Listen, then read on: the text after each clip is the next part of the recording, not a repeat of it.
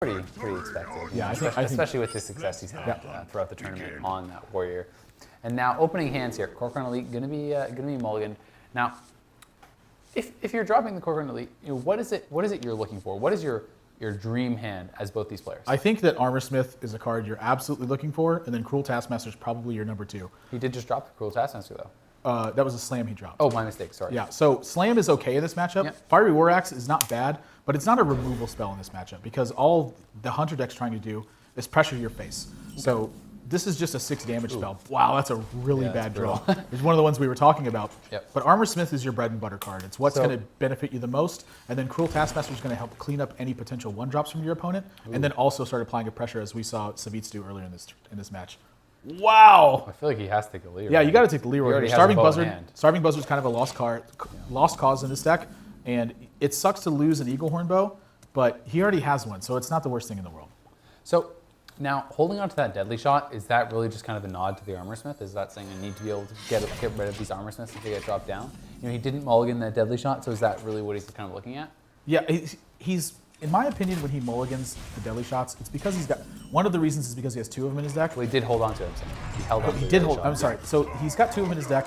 He wants to be drawing them, but it's a very efficient way to deal with Armorsmith because you don't have to put any damage into it. Deadly Shot is clearly, it's only dedicated to dealing with minions in this matchup. It doesn't deal damage. So you don't want to be wasting your damage dealing cards on something like Armorsmith because it extends your opponent's game and it reduces your reach going into it. So this is sort of an example of what I was talking about, how aggressive Kitkatz is going to be coming into this.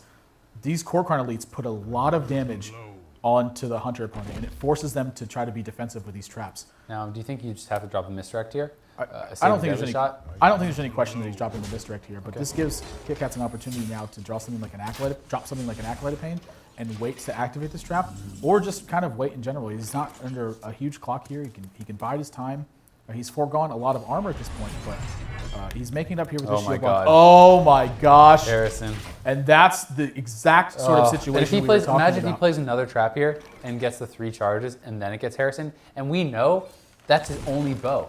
Right. He mulliganed the bow on the This could be tracking, a huge This could actually just be game ending because he doesn't have another bow in his deck, and it's all based around spamming out the bows with the secrets. And I mean, sure, Kitkatz is going to know it's huge, but he doesn't realize how huge because he doesn't know at this point that the other bow has already been discarded. Right. I think even despite not knowing that, he's thrilled to the teeth to be getting down. And look at this, Snipe's going to come in. Oh God, it's like the dream scenario. Like I said, man.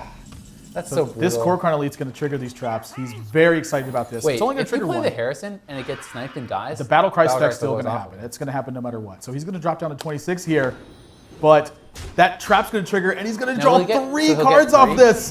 That Eaglehorn Bow belongs in a museum. Wait, so... Oh, it's triggering afterwards? That's sort of weird. So it only gets 2, but still. That's devastating. Yeah. You've just lost 6 points of damage. All of your traps now are only defensive maneuvers. And you gave him 2 cards. Right, so you're looking at this hand. Leroy Jenkins is good. This Timberwolf is going to help when he gets to his Unleash point. But Kitkatz is at 26 life, and you've lost your consistent point of damage. Yeah, I mean, it's kind of gross, man. It's kind of rough. It's like, it's so tough. You instead of having 9 damage already sitting there, plus the freezing trap, so potentially 12 damage, he now has 0 damage from the bow because he lost the end game his opponent's card draw. Yep, and Kitkatz, again, continuing to take this aggressive stance. Big game hunter, not afraid to lose that. This explosive trap, again, though, it's just having to be purely a defensive measure. Yeah. So this hero power is naturally countering Alchemixt hero power. I just feel like he has almost no chance. Gosh. And he knows it's explosive trap. He's not afraid of this at all. He's still going to check with the bow anyway.